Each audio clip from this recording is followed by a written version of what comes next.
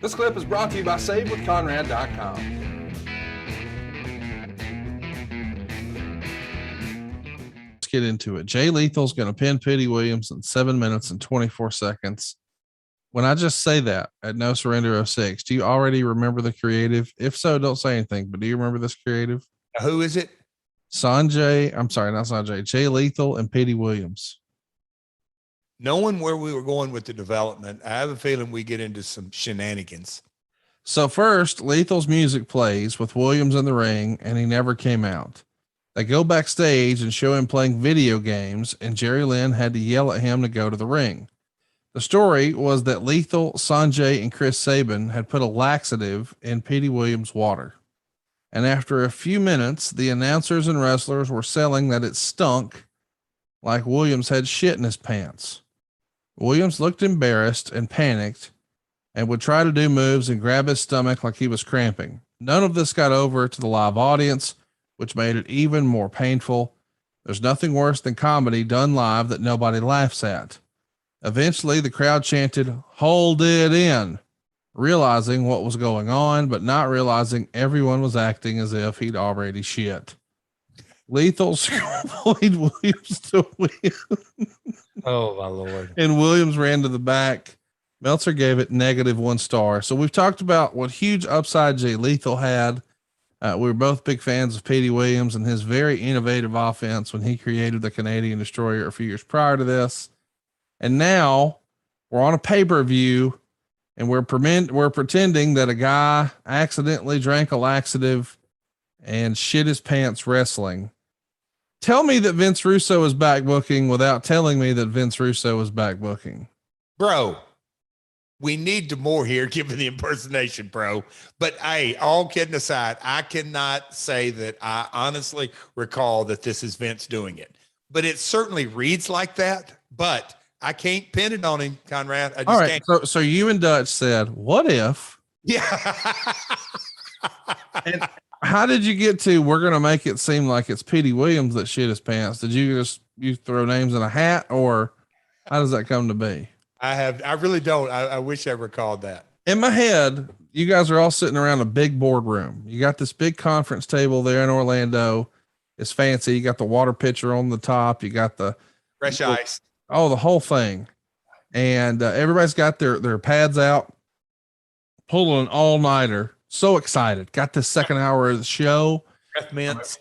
We got Kurt Angle coming in. You know, we're moving in the right direction, guys, but we really need something to really get this pay-per-view going. Some entertainment. We know we got the wrestling machine coming, but we need some entertainment. And I just imagine you or Dutch, maybe it's Dutch, who pulls his glasses down to the end of his nose and says, "Now, Jeff, what if we had Petey Williams shit his pants?" And guess what? You have painted the picture. And as soon as that rolled off of Dutch's lips, Mike Tenay stood up with his legal pad and pencil that he used to take just fantastic match notes. And he threw it down and he said, "By God, Petey Williams then makes a beeline. Because if he's got to go to the bathroom, the best place to go is right to the ring. Don't find the commode, go to the ring." Can you feel the energy flow of the creative process going on, Conrad? I mean, you can see Tenay doing that. Tenay was off the committee by this point. This is all you. Okay. So it was you who said, "And what if he can't find a toilet, so he just does it in the ring?" There you go. See, I love it. Pour myself a new glass of water. Get me a few Tic Tacs that are over there. When you have a production meeting the night before, I assume there's going to be some sort of meeting to talk about, okay, here's what we're going to do tomorrow. 10 a.m. Orlando, Universal Studios, right in the conference room. Who lays that out for Dick? Mike Tenay led every production meeting when I was running point. So somebody's typed up a format. Everybody's gathered around. Rudy's got them all in the room, passed out.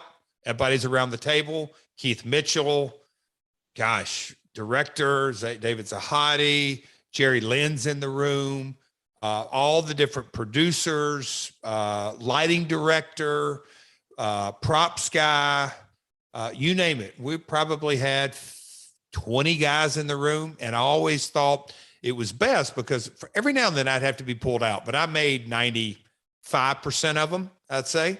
But when Mike Tenay, who's got to call this thing, if he can't make sense out of it in a production meeting, it ain't going to make sense out there. So I'm sure Tenay got this script and read right through it and said, oh, the old jackass angle where Petey's got to poop. Yep.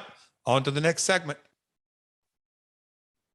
See, Conrad. And Dixie's like, this is the guy's great job. This is what we need. That's exactly what we're looking for. We get Senshi, who we know better as Low-Key, who's going to pin Chris Sabin to keep the X title in 1657. Meltzer would say this blew away everything on the undercard, but the finish ruined it. Of course, lots of big stuff happening here, but eventually Senshi's on the top rope for another double foot stomp when Lethal and Duck come out with a blow up doll that they throw in the ring and drag Sabin out. Senshi comes off like he's going to give the doll a double foot stomp, but pulls up short. And then there is a "this is stupid" chant. Sabin's holding the doll, and Senshi did the running drop kick and got the pin. So not only did the babyface do something that people hated, but he got outsmarted by the heel. Meltzer gave it 2.5 stars. Man, between this and Petey Williams shitting his pants. Bro. No, I don't know. I just know the overriding theme was during this, there was Dixie hated the online criticism. I was definitely a proponent in creating as many characters as possible, but that's what it feels like and reads to me.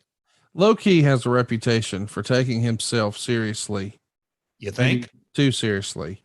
And now your creative involves him being in the ring with a blow-up doll. Bingo. I mean, is the real life Brandon coming to you saying, Jeff, I'm sorry, Jeff, what the fuck? I don't really recall that, but again, creating as many characters as possible in the X division. But you can tell if the Orlando crowd is chanting, "This is stupid," there's your answer in a lot of ways. The Observer would report the plan going into this was Sabin was going to win, but the committee changed it at the last minute. Is that an acquiesce for Brandon, or was there just a real change in decision? I think a change in direction. I don't think it had anything to do with talent. Hey, it's Conrad Thompson. Thanks for checking out the podcast here on YouTube. Be sure to hit the subscribe button and the notifications bell so you get a notice anytime we upload some new content. And go save yourself some money right now. If you're in a 30-year loan or you have credit card debt, it's not a matter of if I can save you money. It's a matter of how much. Find out right now for free at SaveWithConrad.com.